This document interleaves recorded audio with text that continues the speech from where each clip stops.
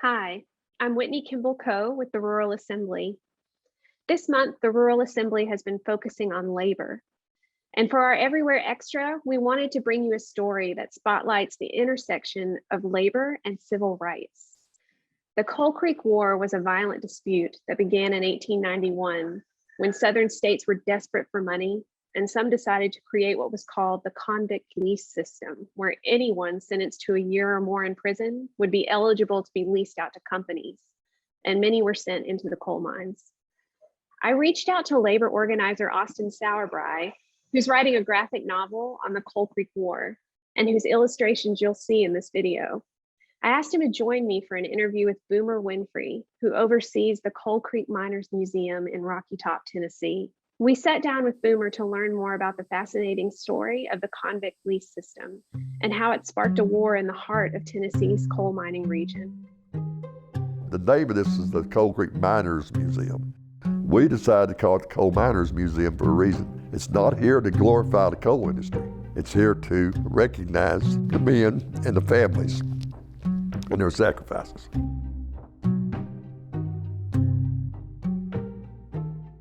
The Coal Creek War is, one of many labor struggles, okay? One of many mine wars, But it's probably the only time that two of the great American social movements, labor and civil rights, interconnected and collided with each other head on. And that being the connection that the Coal Creek War had to the convict lease system.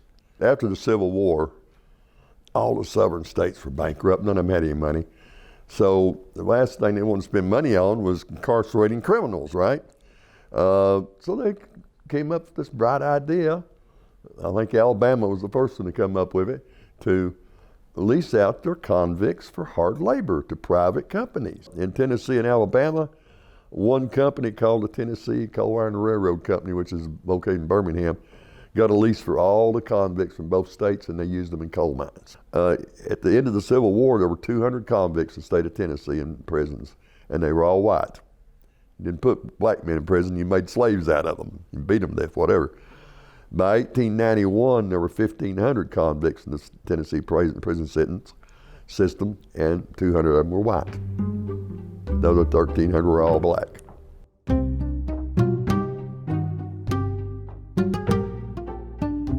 In 1876, you had a recession and the price of coal dipped, and Knox Iron Company wanted to lower wages, and the miners went on strike. And Knox Iron, instead of negotiating with the miners, they just decided, well, we'll take care of that. We'll sublease convicts from TCI&R.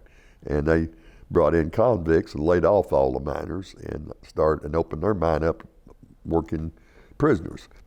There were terrible things going on that nobody knew about. They'd work those poor guys to death. Sometimes the guards would beat them to death. They'd take them up to an unmarked graveyard up behind the stockade and bury them in an unmarked grave. And sometimes they'd even report to the state that they had served out their term and been released when they were dead, and never saw their families again. Miners back in those days were not paid by the hours they worked. They were paid by how many tons of coal they mined. That old Tennessee Ernie Ford song, 16 tons, and what do you get? Another day older and deeper in debt. That referred to 16 tons as the average miner's production for a day. Well, the miners at this East Tennessee Coal Company mine suspected that the check weighman was doing the opposite of the butcher. Instead of putting his thumb on the scale, he's putting it under the scale, light weighing them. And so they demanded they be allowed to elect one of their own as a check weighman. The company wasn't going to have that, so they just refused. The miners went on strike, and that company turned over to TCI&R and said, we'd like to sublease some convicts.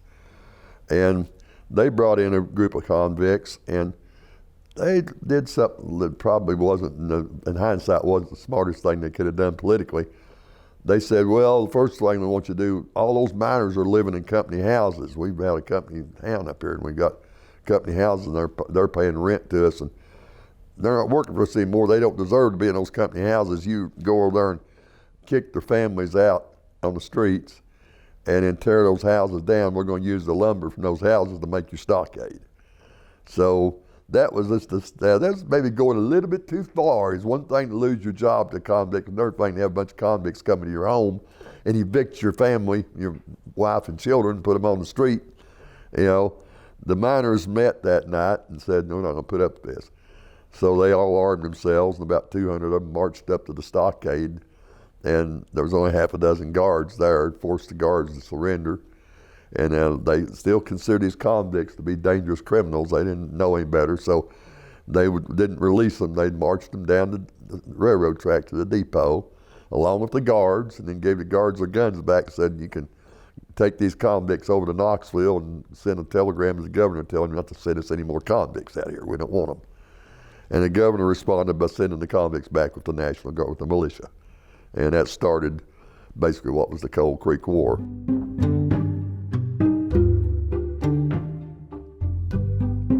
It got the legislature together, and that legislature back then, not even better than the one we got now, they met for about 2 weeks and hung all around, and they passed one law to make it a felony to interfere with the convict lease system, and they went home.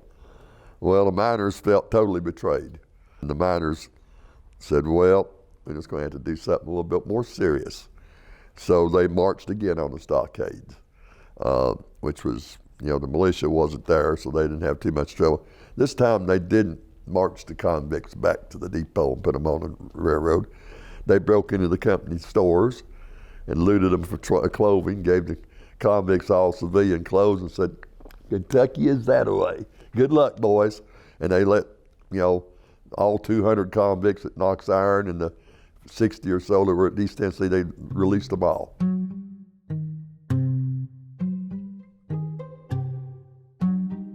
He said, y'all burnt the stockades, you freed all the convicts, you spit in my eye, you know, you've defied the state law. I'll make you a deal. We won't let that company up in Briceville that was going to tear your homes down. We won't let them work convicts. They'll have to keep their men on the job.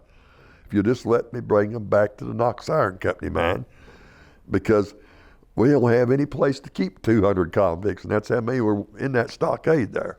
And the miners talked about it, and they had a big long meeting and debated it all in the hall there.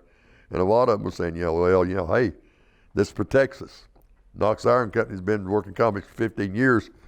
We've not really noticed it that much. This protects us from having to worry about them coming into other mines.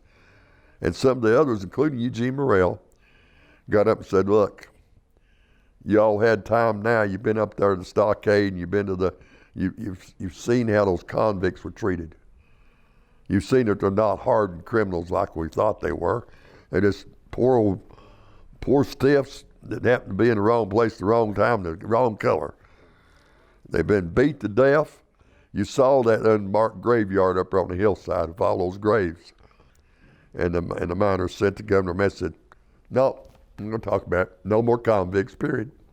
Do away with it.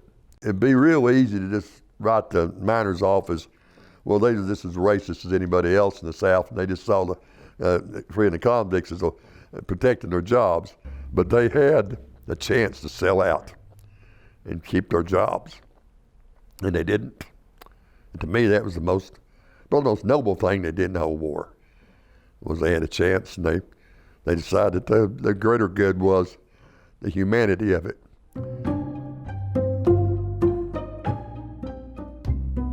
New Year's Day, as a matter of fact, of 1892, the convicts came back. He sent them back to Coal Creek again, and he sent the militia back. And they built a fort up on the hill overlooking the stockade and put in Gatling guns and artillery and created what they call Fort Anderson, named after the commander that was in charge. And in the middle of the next summer, miners down in Tracy City, down in Grundy County, they'd been putting up with convicts a lot longer than they had here in Coal Creek, because that was where the Tennessee Coal and Iron Railroad had first started its convict operations. And they decided they'd had enough, so they rose up and burned their stockade and released all their convicts. And when they heard about it up here in Coal Creek, they said, well, let's see if the governor can fight 2 wars and 2 fronts. So they all armed themselves and they attacked the fort. And the fort, the Gatling guns mowed down a bunch of them. The first serious loss of life they'd had in the whole War was during that fourth uprising. The only thing is that fort was built on a little knoll overlooking the stockade, but it wasn't the highest ground around. Walden's Ridge and Val Mountain were both higher than the fort, so the miners just got up in the trees and the rocks and everything above the fort. Said, well, we can't take that fort, but we can sure starve them out. You know, one of the stories my grandmother used to tell me is about how her daddy would come home at night, give him a good night's sleep. Next morning he'd get up and he'd fill an old coffee can full of shells and sling his rifle back over his shoulder and drink him some coffee. And he'd walk back up to his spot on Walden's Ridge so he could sit there and take pot shots at the militia for 8 hours. And then his shift would be over and somebody else would take it over and he'd come home again. They worked it like they were working in the mines on shifts.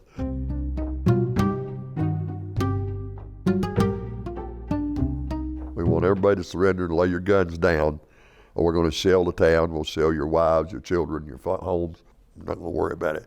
And so the miners, they knew they were whipped. They couldn't handle 2,000 armed troops with all the artillery in the world and still be fighting the battle up there in the fort. They still hadn't taken the fort.